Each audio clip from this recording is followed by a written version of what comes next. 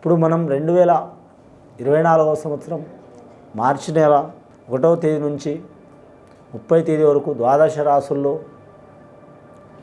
6వ రాశి కన్య రాశి వారి జ్యోతిష్యం భూత భవిష్యత్తు వర్ధమానం ఎలా ఉందో మన జానకిరామ్ని అడిగి చూద్దామండి. అలాగే మహాశివరాత్రి ఘడియల, అలాగే హోళికా పౌర్ణమి ఘడియల ఈ మాసం ఎలా ఉందో కన్యరాశి వారి జాతకం అని జానకిరామ్ని అడిగి చూద్దామండి. జానకిరామ్ చూడు, కన్యరాశి వారి జాతకం ప్రయత్న యోగం బలం తరించిన కారం శీఘం శీగి తులారాశి యోగ బలం కన్యరాశి ఫలబలం ఎట్లా ఉంది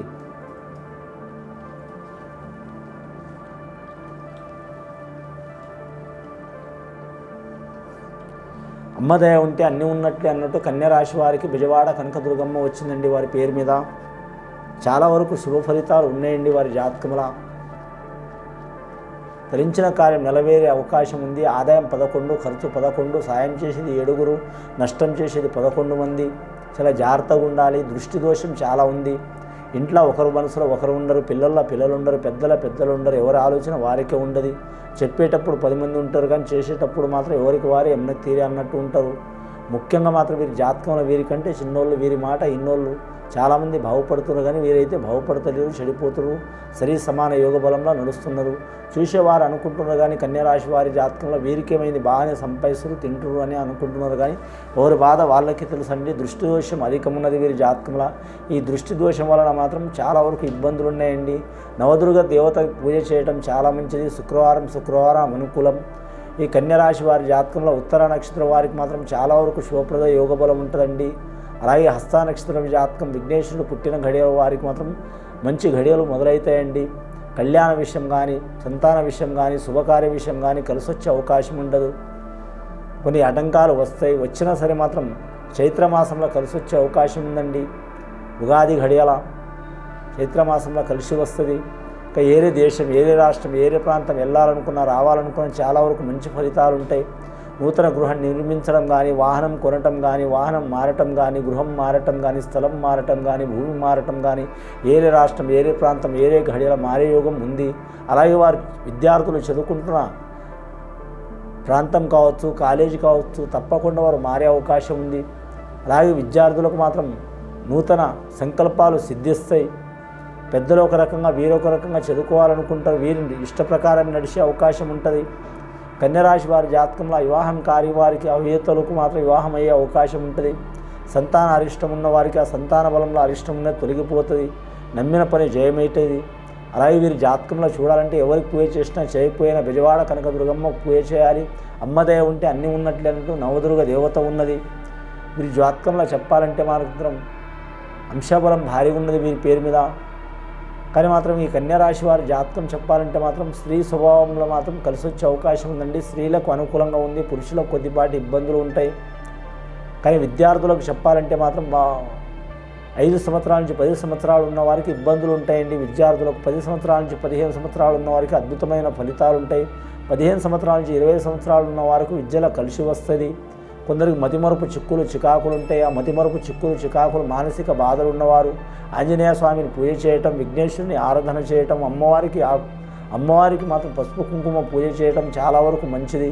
అలాగే గృహదోషం ఉన్న, ఆరోగ్య దోషం ఉన్న వారికి రుణం నిలవకపోయినా, ధనం నిలవకపోయినా, మనశ్శాంతి లేకపోయినా, లేకుంటే చికాకులు ఎక్కువ అవుతున్నా, నమ్మిన వారు మోసం చేస్తున్నా, లేకుంటే మాత్రం తినే ఆహారం కూడా వంట పట్టకపోవడం, మనశ్శాంతి లేకపోవడం, ఎంత సంపాదిస్తున్న నిలకడ లేకపోవడం, లేనిపోయిన గొడవలు, చిక్కులు చికాకులు రావటం, భార్య భర్తలతో చిక్కులు చికాకులు రావటం, ఇలాంటి సంఘటనలు, చిక్కులు, దరిద్ర బాధలు ఉన్నవారు ఖచ్చితంగా మాత్రం ఇంట్లో మాత్రం అష్టమూలిక గుగ్గిలం వాడాలండి.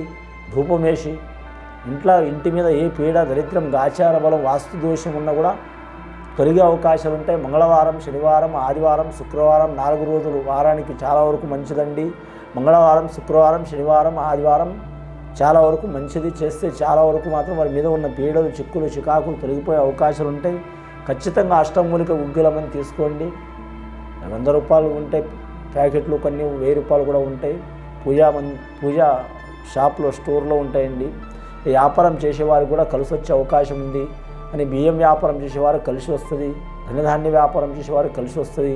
ఇనుము రంగం వారికి ఇక్కట్లు వస్తాయి. అలాగే వీరి జాతకంలో చూడాలంటే మాత్రం ముఖ్యంగా ఫైనాన్స్ రంగం వారికి కలిసి వస్తుంది.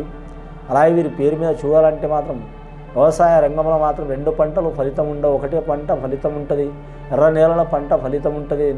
కానీ మాత్రం మీరు జ్యోతిష బలంలో బోరు బావి విషయంలో కలిసి వచ్చే అవకాశం ఉంది, గొడ్డు గోద విషయంలో కలిసి వచ్చే అవకాశం ఉంది, అలాగే జీవరాశుల్లో కూడా కలిసి వచ్చే అవకాశం ఉంది. అలాగే వేరే దేశం, వేరే ప్రాంతం, వేరే రాష్ట్రం వెళ్ళాలనుకునే వారికి చాలా వరకు శుభయోగాలు ఉన్నాయండి.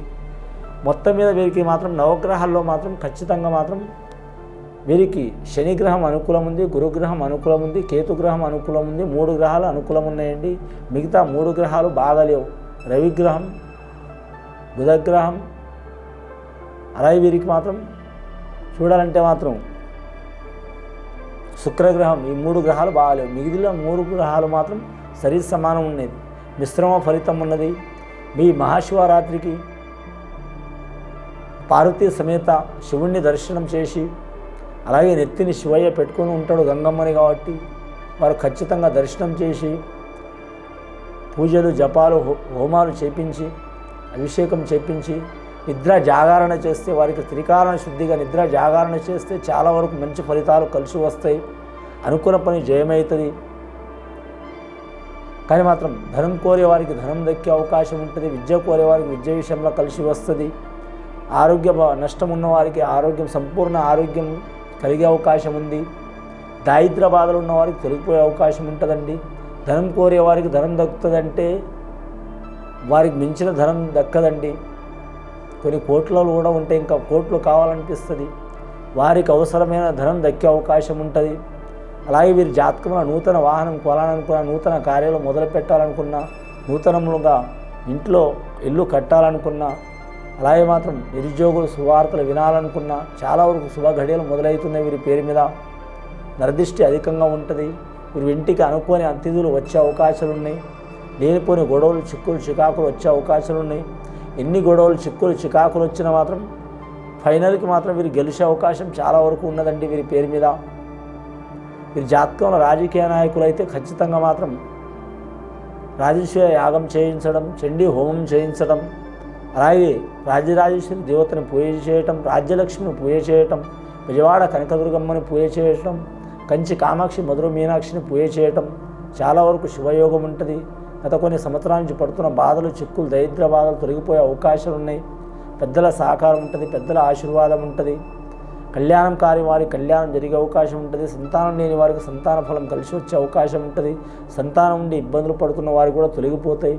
కొందరికి నాగదోషం, స్వప్నదోషం, సర్పదోషం, అలాగే కుజదోషం, అలాగే చూడాలంటే వీరి పేరు మీద కాల సర్పదోషం, ఇలాంటి దోషాలు ఉంటాయండి. ఆ దోషాలు, చిక్కులు, దరిద్ర బాధలు ఉన్నవారు కూడా మహాశివరాత్రి రోజు మాత్రం ఆ పరమశివుడికి మాత్రం ప్రసన్నం చేసుకుంటే చాలా వరకు త్రికారణ శుద్ధిగా పూజ చేసుకొని ప్రసన్నం చేసుకుంటే చాలా వరకు శుభ ఘడియలు మొదలవుతాయండి.